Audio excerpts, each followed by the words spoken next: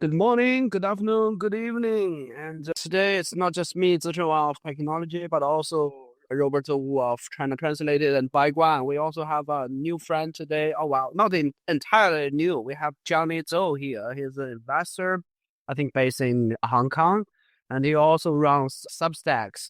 He joined us, Robert and I think a few weeks ago. Maybe tell us a little bit about yourself again, Johnny. Hi everyone. I just Substacked together with Robert a lot.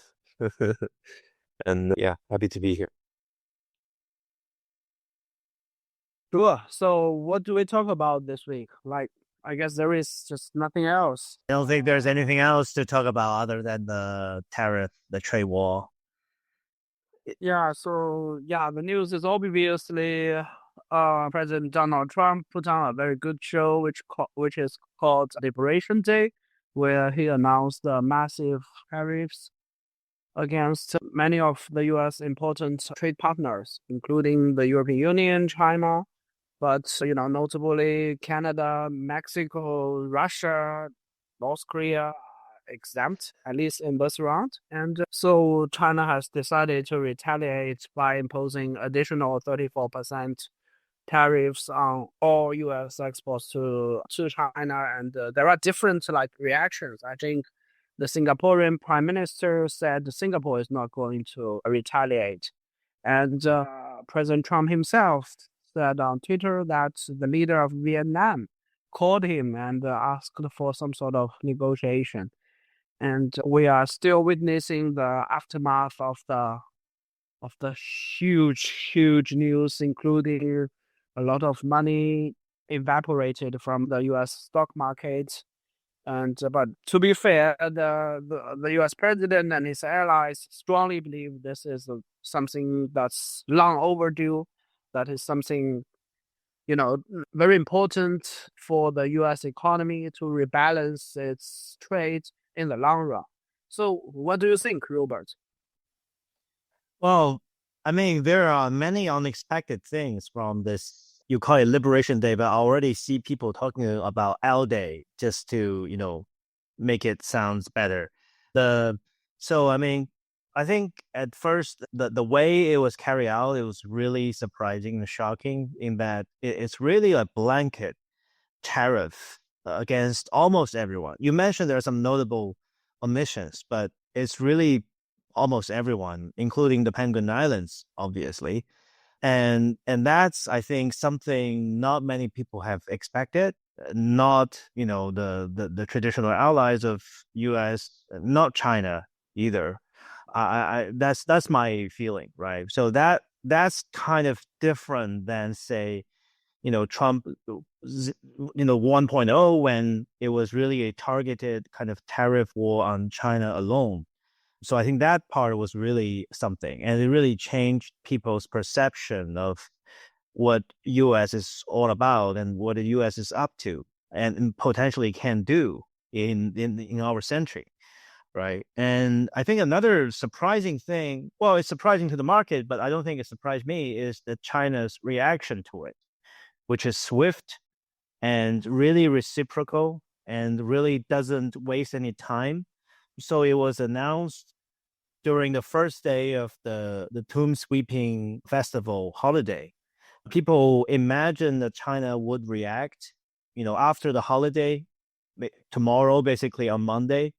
And many people, although I think most people thought that China would react strongly, I think most people would imagine China will only, respond in a very targeted fashion, maybe tariff this industry, that agriculture product. But I don't think people expected that China was quite steadfast in the response, which is a broad-based tariff, also 34%, the same thing that U.S. is tariffing on China this round, and then it's on everything, right? So, the reason I know that it really surprised people was because, on Friday, the market basically, tanked on this news. And even the Chinese listed, I mean, the China companies that listed overseas, the ADRs, they also, they didn't really react that much on Thursday to the first news of the tariff war. But after the China news, they also tanked as well. So showing that, a lot of things are really surprising at this moment, and no one knows what's going to come out next. And you mentioned about Vietnam. Yes, it's true that Trump was saying that they were negotiating and Vietnam was offering to lower the tariff to zero. But if you read carefully the Vietnamese side of the story, was that General Secretary To Lam, he was actually offering to lower the tariff to zero, provided that the U.S. lower their tariff to zero as well, which I think is just impossible, right? So which was conveniently omitted by Trump. So, I think there's just so much uncertainty right now. And the only certainty right now is that the old playbook is for sure dead, right? The old system of global trade, of free trade, that's the system that's been running for almost a century. I think is for sure dead. Yeah, I think that's just my biggest takeaway. What do you think, Johnny? Well, first of all, from a market perspective, right? $8 trillion being evaporated is certainly not a good thing. It means that investors know what's the implication of what Trump is trying to do, which is to completely deconstruct the entire world supply chain as we know it today. But I think people didn't realize one thing, is that U.S. actually, prior to World War II, has a very long history of imposing very, very high tariffs. So it is kind of, from a U.S. perspective, acknowledging that it is no longer the driving force of the global trade. And as a result of that, they kind of deny that, okay, we should have a free trade system. And instead, we need to have a kind of a more dedicated tariff system that could be, a blanket style tariff system, or it could be a biased sort of tariff system against, certain enemies, as they call it. So, to be honest, if you look at it from a historical perspective, you're not that surprised in that U.S. has this tradition of imposing high tariffs. But on the other hand, you are surprised that, people all acknowledge that if you do something like that, then it will have a huge impact on the market. And that should be, top agenda of the U.S. administration, but appears to be that they ignored it. Or they kind of ignored the fact that China would sort of react very swiftly. And I think China reacted swiftly because they understand the market a lot better than the previous administration. They understand that, okay, if we spend a lot of time going through, this or that, then, the market won't react that swiftly. And so as a result of that, they understand that the U.S. president actually cares about the capital market, and then they reacted swiftly.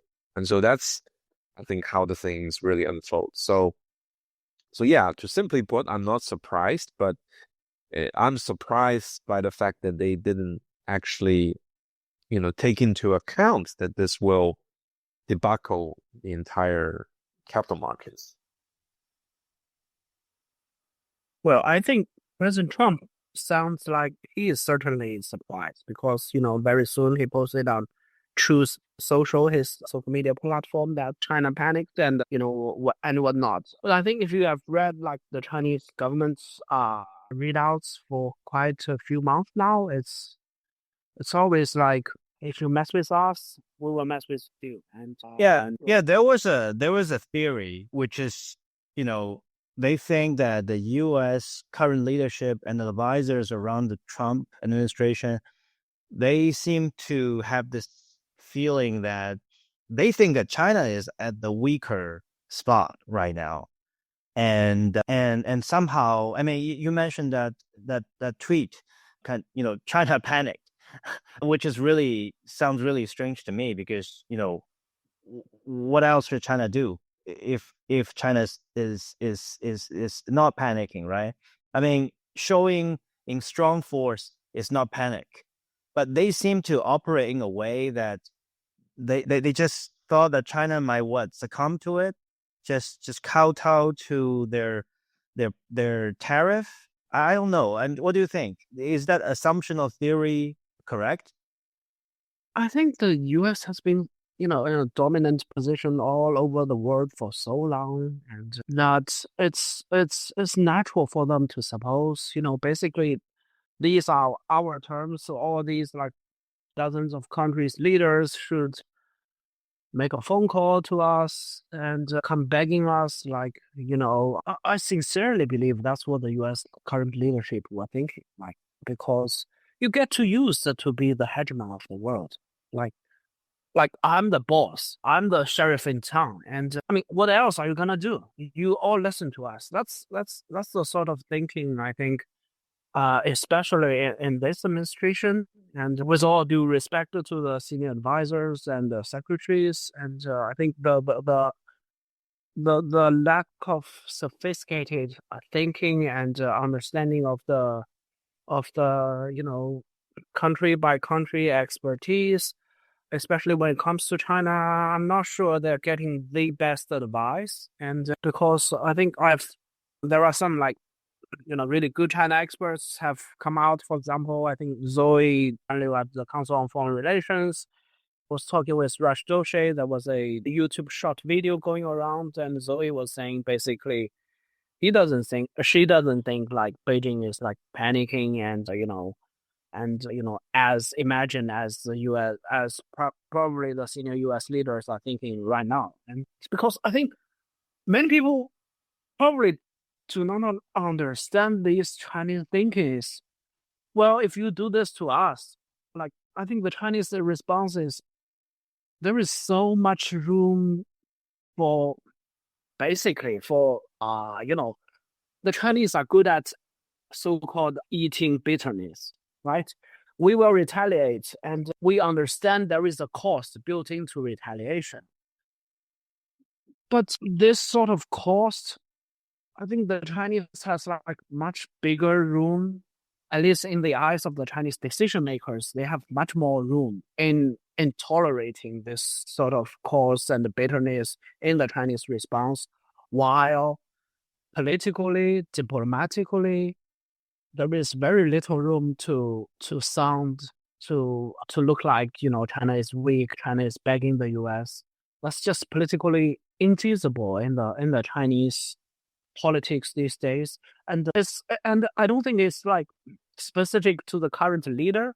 If you look back at the history of the People's Republic of China since its founding in October 1949, that's how the Communist Party of China has always operated. Like, the Chinese have this mindset of like being humiliated and being victimized for a century, and the Chinese need to stand up for themselves, no matter the cost.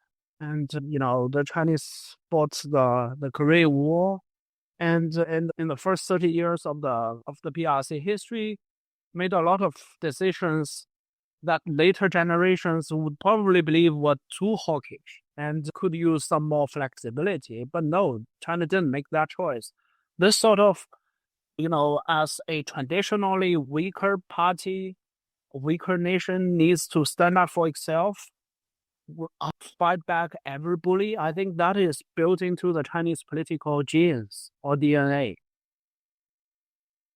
Yeah, I mean, this eat bitterness thing is something I would think the American people will find it really hard to understand, and maybe that's the ultimate mismatch there, in terms of, and ultimately this to me this is a contest of your paying acceptance levels, right? I think China will suffer from trade war, but so are the Americans, and I think in this case Americans could suffer more, and then it's a matter of who can suffer more pain.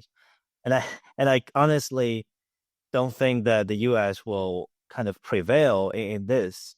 So yeah, I mean, but Zichen or Johnny, what do you think about other countries? Do you think countries like Vietnam, like Japan, all these middle powers, European countries, they will come into some kind of settlement with Trump or no? I mean, it really depends on the overall impact towards their economy, right? You mentioned about Vietnam's sort of proposal trying to lower the overall tariffs to zero versus the US. But I think the trade deficit of Vietnam versus US is just so big that it's just hard to evade the US using tariff as a strategy, trying to get what they want, right? And I think what Trump really wants here is because there are such trading balances between the US and other countries, use this as like a leverage that is created out of thin air, trying to push it towards other people's throat and then trying to get some sort of chips that he wants, right? For instance, I don't know what's gonna be what he wants from Vietnam, but he certainly wants, say, people investing more into treasury securities of the US, people investing more into manufacturing sector in the US, so on and so forth. So whether an economy would want to retaliate or just play ball with the US is really dependent on what chips they have, right? Unfortunately, in this world, a lot of the countries, they are pretty trade dependent. A lot of the countries, they don't have a lot of leverage against superpowers such as the US, so they're likely gonna, kowtow to what Trump is proposing. So I think the next week or so, it's very interesting to see, apart from China's certain like economic power, such as the EU, what is going to be their like overall response going to be against the US? That will be I would say, the most interesting observation point going forward. But I think for smaller economies, I think, you also mentioned Singapore, right? They also got levied like 10% of tariffs, but they're not going to respond given that they are like a city state and pretty much relying on global trade. And so 10%, yeah, it is a pain, but it's a pain they have to take. Yeah, I think I should mention there was a videotaped response from the current Singaporean Prime Minister, which is pretty well received both, I guess, platforms like Twitter, but also on Chinese social media. He made a very clear, he sent a very clear message to, I guess, the primary audience is the Singaporean nationals, warning them big changes are coming and people should be prepared mentally. And he also mentioned Singapore wouldn't, respond to this round of tariffs from the United States. And I think different countries are going to make very different, their own estimation of what the Trump administration really wants. And I came across what I believe to be a very good article in The Atlantic by, I think, Derek Thompson, one of the co-authors of the recent book Abundance in the US. And he basically says, and what resonates with me is that his conclusion is nobody knows anything. It's not exactly clear what the US wants to get from this, round of tariffs. Do they really want that, for example, to a world of fully free trade as countries remove their existing trade barriers in the face of the new penalties? Or do you basically imagine that, which comes from the chair of the Council of Economic Advisors at the White House, who believes that the tariff is part of a master plan to rebalance America's relationship with the global economy, or it's about raising revenue? These potential explanations are conflicting with one another, and they are incompatible with one another. And I'm very, very cynical towards a lot of decision making in the world here and elsewhere. And I think like the default position on the Chinese side is we can't show weakness, and we need to, stand very strong. And also, China is not as vulnerable as I. Well, I'm not a trade expert or an economist, but I think if you look at the numbers, like basically the share of Chinese GDP in terms of exports, it's not as high as many in the West would presume. China's exposure, the economy's exposure to exports is actually much lower than, for example, than Germany. Is Many in the West still talk about China as if it's a totally export-oriented economy, but if you look at the numbers, at least since the first Trump administration, the Chinese economy now relies much more heavily on its domestic part. Although it's universally acknowledged that the domestic demand, especially the consumption part of the domestic demand, is very lackluster. But it's not like 40% of the Chinese economy is reliant on trade. I think the number is like 20% or something. And I mean, manufacturing and export-oriented manufacturing still is very important for a lot of jobs in the Chinese coastal economy, and they're going to suffer. But something as high as 34 additional percentage on top of the 20 percentage that President Trump imposed since coming to office. So that's like something like 54 percentage points upon the existing like 20% before he came to office and on January 20th. That's like 74% or something. It's it the Chinese exporters have no way of like absorbing that sort of additional cost. So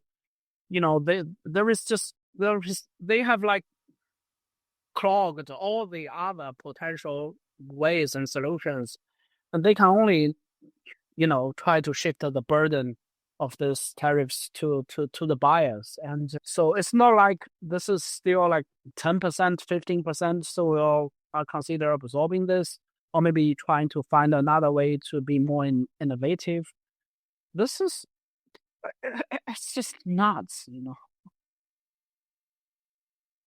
Yeah, so I have another question for you, Zichen. So there was a kind of a debate right now about what will happen to China and other countries. I mean, non-US countries, right? So on the one hand, there are people who are saying that this US tariff on everyone is creating opportunity for China to establish a closer integration and partnership with many other countries, like Japan, South Korea, European countries, for example. But then there's also another side of the debate is basically saying that now with all the capacity, the production capacity in China, and now with the high tariff to sell it to US, then this will be the moment when the so-called the cheap Chinese goods will flood the world even more. And so it will create even more trade barriers against China from these countries, right? So do you have any thought on that? You think which side is more likely to happen? Well, I think the worst case scenario from this is the domino effect. Like, there are other countries fearful of cheap Chinese goods, basically dominating their country, basically diverted from the US to elsewhere, and they will put up their own barriers, and then the entire world just change it into like 100 or 200 different islands where everyone put up their fence. Will, if history is any guide, would even has the possibility of escalating to, even worse hostilities. And I think it's high time for the Chinese leadership and other countries to sit down to try to find a amicable solution between themselves. Now that it seems the U.S. policy has somewhat driven them into one side. I'm not saying like China and the European Union will become like the best friends next day. There are many political obstacles. They have their huge differences. But I think in the face of this very, very different United States, I'm seeing calls to, to try to find ways to revive the China European Union investment accord.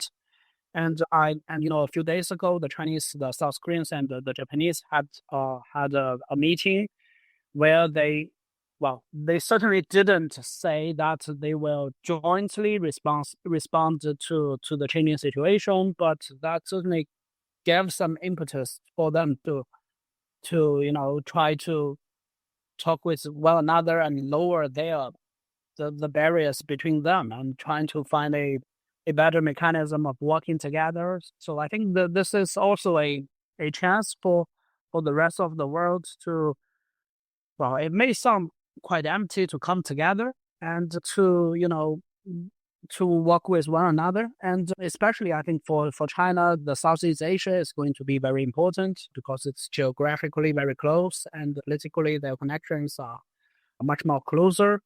And so, what the Chinese will think to how to react, how to interact with, Vietnam, with all these Southeast Asian countries. And we may have some news on that front in the next 3 days, I guess. Yeah, you mentioned the investment accord with European Union. I think that was a hot topic a few years ago before it was kind of suspended or kind of scuttled. Can you elaborate a little bit more on that? What that entails for our audience and the likelihood of it being revived? Well, the thing goes back to, I think, December 2019, when the Chinese leadership and the European Union leadership politically came to a agreement of signing the China-EU investment accord. But the let's say the document wasn't exactly ratified because at the time the EU was imposing sanctions on individual officials and one institution on China, and China responded. I think by now everyone acknowledges rather disproportionately to China impose sanctions on these members of European Parliament and the think tanks, and the European Parliament is crucial in the process of ratifying that China EU investment deal, and so that didn't happen. So the investment accord was basically just up there, and the Chinese have publicly saying they wanted to revive that accord by each side withdrawing their own sanctions. But politically, I think that was a no-go for the Europeans. And so it never materialized. And very interestingly, it was like the consensus was reached at the latter part of the first Trump administration. And so the Biden people were coming to the office, but haven't arrived at the White House yet. And the Biden officials at the time were complaining like the Europeans should have waited for us to basically to consult with like the Democratic Party leading White House. But the Europeans at the time made a political choice to reach an agreement with the Chinese, and very, very unfortunately, I think for the Chinese part, the disproportionate counter sanctions really savaged the deal. And I think the political obstacles for overcoming those sanctions today, they still exist. And I truly hope like the two sides are creative enough, or maybe they have found a big incentive, an incentive big enough to somehow find a way. And I see reporting, for example, in the South China Morning Post and elsewhere, where like the European leaders seem to be having a bigger interest in moving on that direction. But to be very clear, we don't have like very concrete developments at this time. Cool. So I also have a question for Johnny. So, you are a investor in the private equity and venture capital in Asia and mostly China. And I know you also, dabble in secondary market, stock market investment a lot as well. What will be your personal advice for our audience, how to position our investment strategies in this turbulent time? You have any advice on that? Wow, that's a very tough one. First of all, you don't know what will happen on Monday, right? Trump could just turn the sidewalk or he could go haywire or something, right? So it's really hard to predict. But I do see sort of the current supply chain that the global economic system has been relying on for so many years. It's going to undergo a structural change. Now, this structural change is going both ways, right? I think for certain sort of companies, obviously, it could be beneficial, right? Because there's a growing reliance on certain local supply chain. It could be growing reliance on certain countries, right? Because their overall tariff level is lower, right? That could be the case. But I think there's also going to be a lot more friction. And as a result of that, I think certain players who have benefited hugely from the free trade system overall for the last 20 to 30 years, it could come to an immediate halt, right?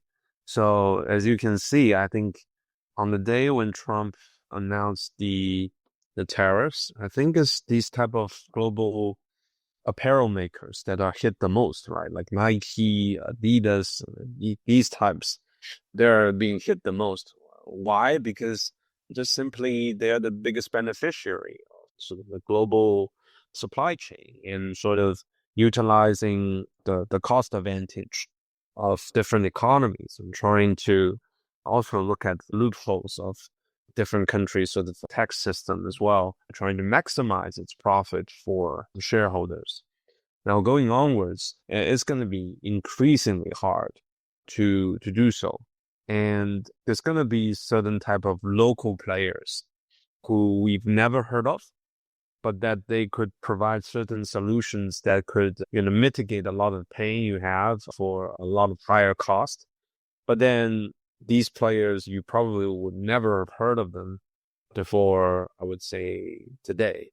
And so that will be the toughest part from the investor point of view, is that if you're looking into those super global business nowadays, I would say exercise a lot of caution.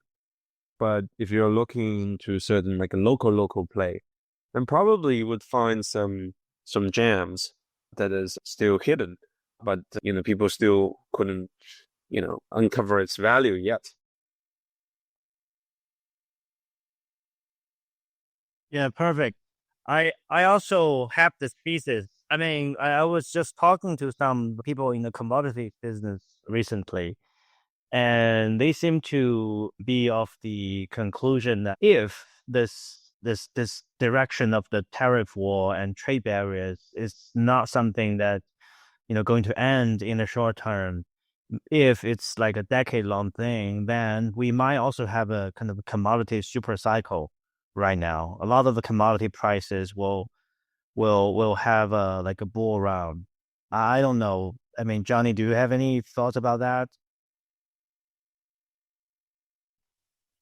I think commodity prices are a bit sensitive to sort of global demand, right? Yeah.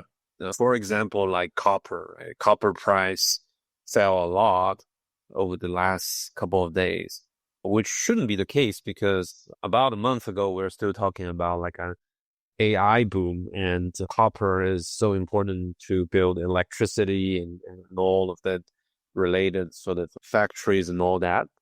But again, then if the end demand of such commodity really falls apart, then it could be very sensitive to these sort of demand slowdown. I personally could be more interested in sort of those plays that it would be a little bit unconventional. It is like those U.S. manufacturing plays. Like people wouldn't really even look at it in the past, like U.S. Steel or U.S. ship makers, right?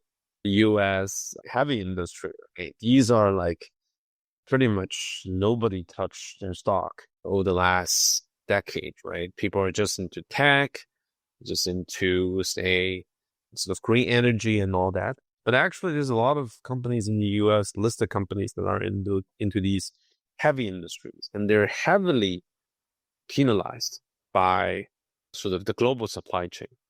And I would say they will revive no matter what, right? You would say, okay, it will take a long time before US really moves certain manufacturing capacity to the US. But I think, at least for Trump, the resolve towards a sort of self-dependence or self-reliance on sort of important national security related manufacturing goods, it seems to be paramount to sort of the price, sort of the cost advantage and all that. So I think these plays will be interesting for global investors to look at. On the flip side of the coin, in China, then probably you would want to look at those companies that are not reliant on sort of global demand, but is more reliant on, say, domestic demand. It could be consumption related. It could be a very local company, right? Making, popcorns or something like that, right? So that is the interesting sort of flip side of the story, right?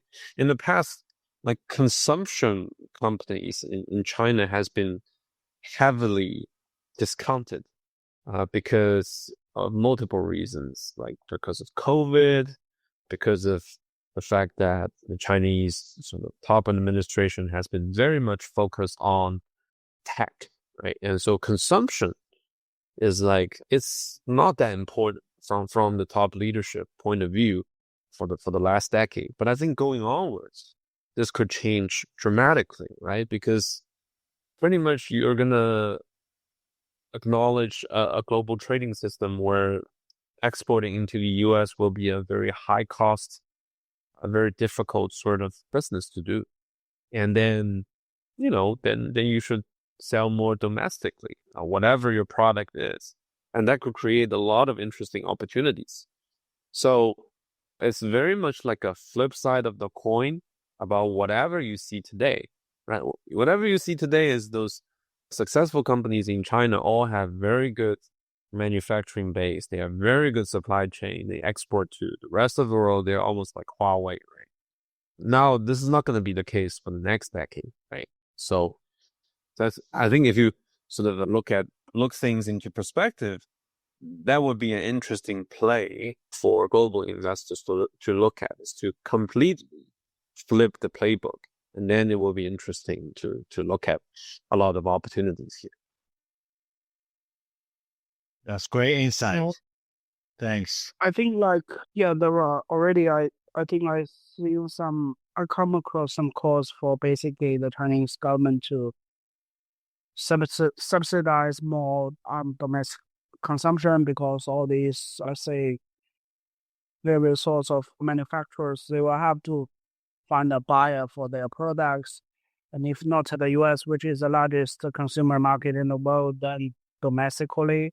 But China has been on this trajectory for some time, but on a very, very limited scale, which is to basically help with domestic demand by giving all these sort of consumer subsidies. If you buy an iPhone, if you buy a air conditioner domestically, the government will give you like 15% or 1,000 yuan subsidy for your purchase. And so I think we may have like more sort of domestic incentives by either on subsidizing the consumption domestically, but hopefully more structural and deep reforms that will basically give the households more money. And that could come in through a lot of ways, in strengthening domestic social safety nets by giving more money, perhaps through government taking more debt to increase the pension, increase the medical health, the resilience of the medical health insurance in China.